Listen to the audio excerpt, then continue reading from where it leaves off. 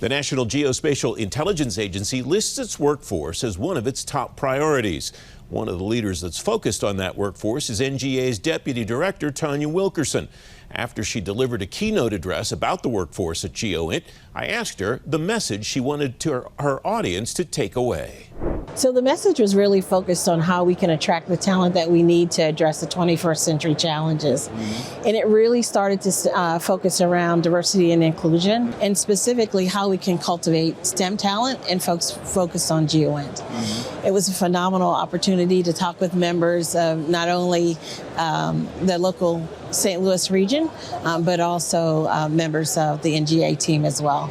We had a chance to highlight some of the key initiatives that we have underway.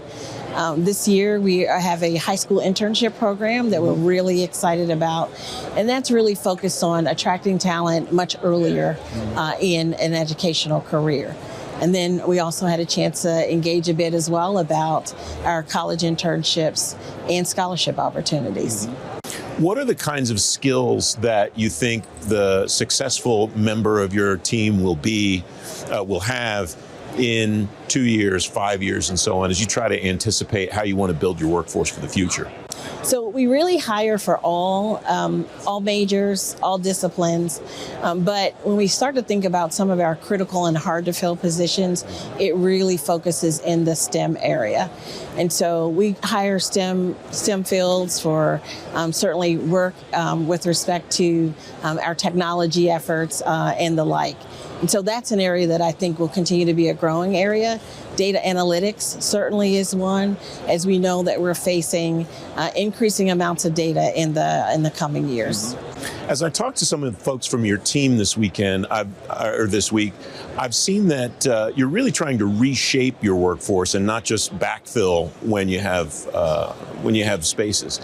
How are you going about analyzing where you think the agency will go moving forward in order to be able to shape that workforce the way that you want it to be and the way that it will need to be for the future? So we spend time developing a strategic workforce plan, and that is really informed by what we anticipate will be the needs over the next several years. That's driven primarily in terms of what we anticipate in terms of new capabilities. And it helps us to really then hone in a bit more on exactly what types of skills we're going to need. And oftentimes we spend time talking about the recruitment of new talent, but we really don't want to miss the opportunity to also think about what it takes to continue to invest in our current workforce in their professional development and keeping their skills honed.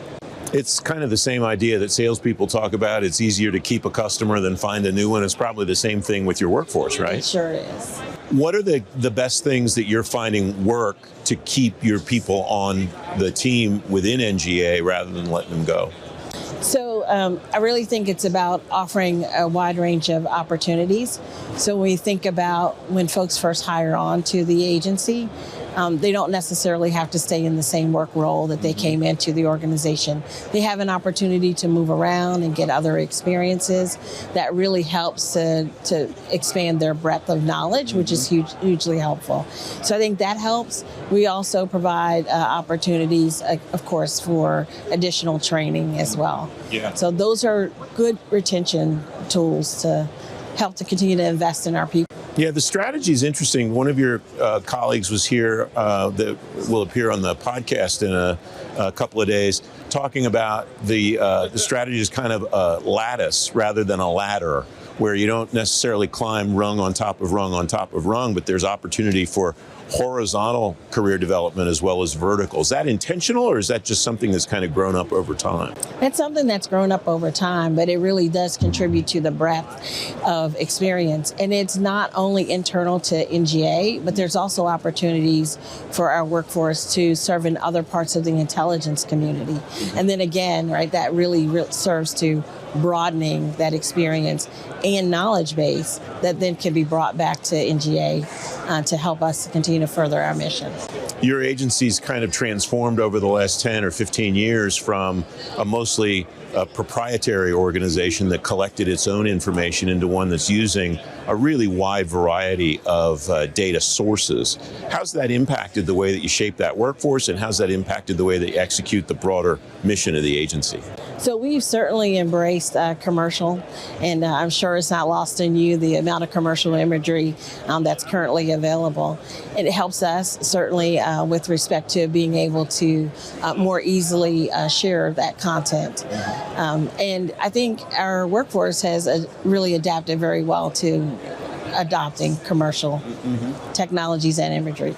Does that impact the way that you build the long-term strategy for the organization? I wouldn't say that it definitively impacts how we build that strategy, but rather it is a piece that we have to make sure it's baked into the culture in terms of being willing to be early adopters of new ideas and new tech. And I imagine that's driving the kind of the need for speed too. I hear about that a lot from leaders all across the Defense Department, and I imagine just the velocity of how quickly the data is coming at you from all these different sources is an important component too. It is a very important component. And so when we look a few years out, we expect that we're going to continue to see an increasing volume of data. And that's where we really need to lean into technology. So things like artificial intelligence and machine learning really are enablers to quickly and rapidly fuse data from across disparate data sources, and to do so in a way that helps us to be able to draw meaningful outcomes. So leveraging AI ML is certainly something that we're focusing on. We anticipate that it's also really going to help us as we look to modernize our workflows. What will that modernization of workflows encompass? Is that just kind of redoing the way that you're doing things now, or is that thinking about the ways you might have new mission delivery capabilities at some point in the future? It includes things like being more dynamic with our collection activities. It's also an area that technology we could leverage for imagery exploitation, and then also helping to accelerate our reporting workflows. So hugely helpful for us in our mission space. You talked at the beginning of our conversation about the importance of diversity and inclusion across the workforce. What's the implication for that in the mission of the agency, and how have you seen that manifest itself in the work that you've done in that area so far? So from my vantage point, the implication really centers around ensuring that we don't fall into groupthink, right? That we have an opportunity to leverage diverse perspectives, diverse experiences, individuals with diverse backgrounds to really optimize our ability to deliver the outcomes that we need for our mission. Those outcomes being how we look at data and draw analytic judgments that can be shared with policymakers and decision makers. That's so key. If everybody's looking at it through the same lens, we may miss something, and we certainly don't want to do that. We can't afford to do that in our line of business. Is there a way to measure that you're getting the kinds of results in that area that you would like to, or is it more a case that you know it when you see it? When you see this doesn't look the same way that it might have looked in the past or in another case? So to measure it, I think it really it's really about how we glean from our workforce, their ability to ensure that we're drawing the right conclusions at the right time, and that they're able to see that there's an opportunity for there to be good discussion and debate and in helping to get to that final outcome. Another area of your expertise is in financial management as the deputy director. What does that look like? What does shaping the resource requests and the resource utilizations look like in light of some of the changes that we've talked about? So resource management is a large part of what I spend my time on. Interestingly enough, and I think it's really fantastic, we just recently revamped our strategic objectives with the arrival of the new director. And one of those strategic objectives focuses on strengthening our stewardship of GEOINT resources.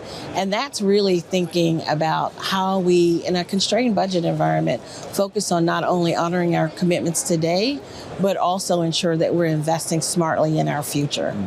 And so a lot of time is spent on how do we streamline the managing of those resources to make sure that we're optimizing.